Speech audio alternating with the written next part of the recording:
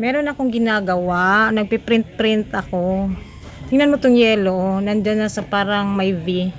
Sana yan pababa na magre-refill. Ang ink level ng aking printer ay pababa ng pababa.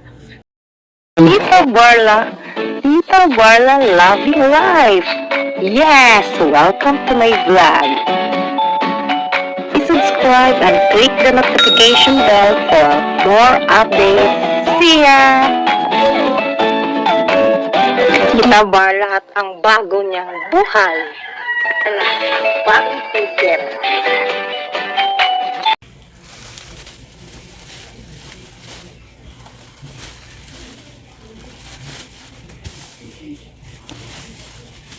Meron akong ginagawa, nagpiprint-print ako.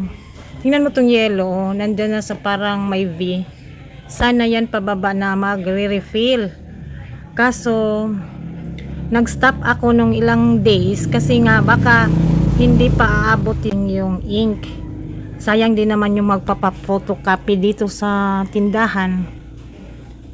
So, buti na lang ngayon ay dumating na siya. So, i-unbox natin at para mag-refill na din. Good afternoon everyone. This is Tita Barla. Welcome to my channel. And ngayon is November 27. Meron akong ginagawa dati na mga ilang days na, pero napahinto yon dahil nga ang ink level ng aking printer ay pababa ng pababa. So, hindi ko naman siya sinagad. Hindi ko pa kino-continue yung ginagawa ko dahil ayoko din naman na kung may magpapa-photocopy. Yung ginagawa kong pa-printing, hindi po yon sa mga customer.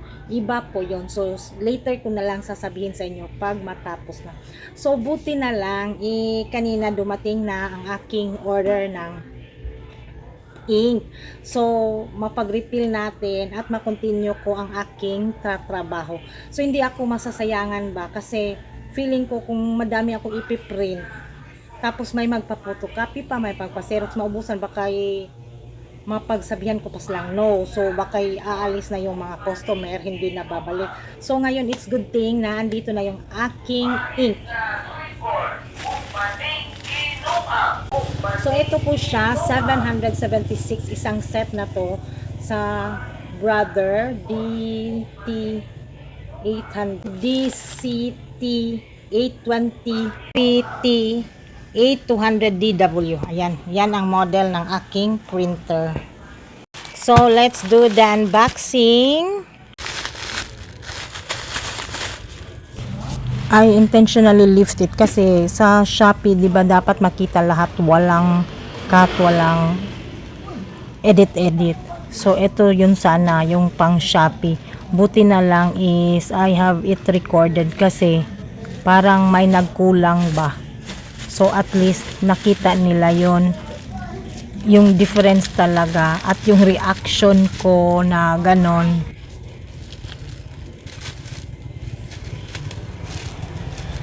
Shopee. Si 500 magenta. Cyan.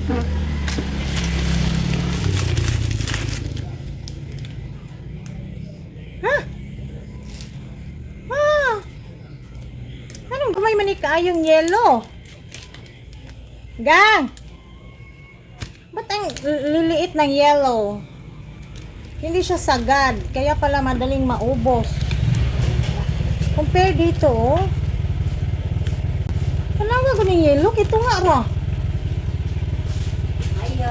Hi. Kila ang kuan sa Gcash 2,000. Ay, dili kaabot amo ang kwarta og 2,000. Cash out inyong gusto? Wait ha. Huwag mo magpalit. Wala, sige siya kadali mahuhot. Cash out. Cash out na lang po.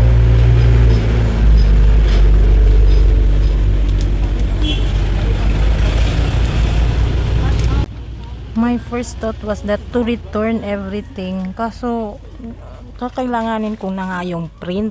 So, pinagpaliban muna namin, inaas namin si seller kung ano bang pwedeng gawin namin dito. So, hindi muna namin ginalaw hanggang hindi kami nakakuha ng reply ni seller. Ang reaction na nag-unbox ko dyan, gaanda pa manggamit ng camera. Mga kuhan ka, ibalik ni tanan. Ha?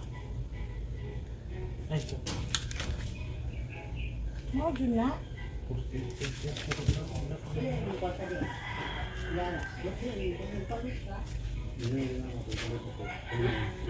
Ay lang. At ako man din nakatay na. No? Ibang ko nga, ito nga always medyo na yung makakuro kaya akong yelo eh. Hirap yun. Eh, kung di na okay. No choice eh. Ano naman hinan ko? Ay, copy na lang.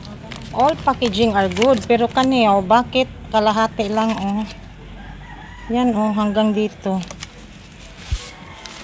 Patindugo na good. I will hide ko tindog ha. Para klaro man kaayo. Di siya kupong. So layo. Siya lang naman ang kulang. Wala man po siya leaking. Ano nagawa? Naman ay ink pa. Napanay kuan. Plus, after 30 minutes, we've got a reply from the seller. And ang sabi niya, i-free na lang daw niya ito at papalitan niya. He will do the replacement. So, hiningi nila yung number namin, yung address, at saka yung code nung delivery. So ngayon, kasi nung nag-yes na si seller, need na talaga namin i-refill si yellow para makontinue ko yung trabaho ko kasi patapos na ng November, ipaano na yung aking gagawin na gagamitin ko by December. So ayan, nagre-refill kami at mag-aantay na lang kami ng replacement. So pa kay seller, kalahati lang kasi yung yellow. Puno mo lagi, magkalahat. Di ba sa container niya kalahati lang, dapat mao na siya. Dapat kung in-add to na size, dapat yung size na parang fill ang rim, kulang na siya. Sobra ba? Ayan. So si yellow lang muna ang ating i-refill. Muna kung giingon niya si yellow. May ra gyud siya gang. Kana pa gyud siya din pagkahuma nag-refill.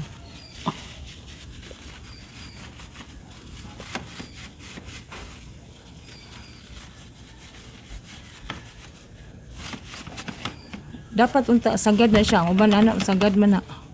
Mabitamin ko. Ito ho lang naman yung aking piniprint, yung binibigay ko noong pamasko ko, yung pang-birthday gift ko sa mga bata. So natuloy naman ito kasi December 9 na-distribute ko to kasi nga meron na, 'di ba, nagka-ink na ako. Ayan, 1 week after December 6 nandito na si Yellow. Hindi na siya as half filled, parang nandun na talaga siya sa rim. Kung makaya naman sa pag-uusapan ng maayos na ganito ang nangyayari, pwede naman siguro ng ganun para iwas mga away-away, mga bashing na bad comments, di ba? Sa business din. Mao gyud ay.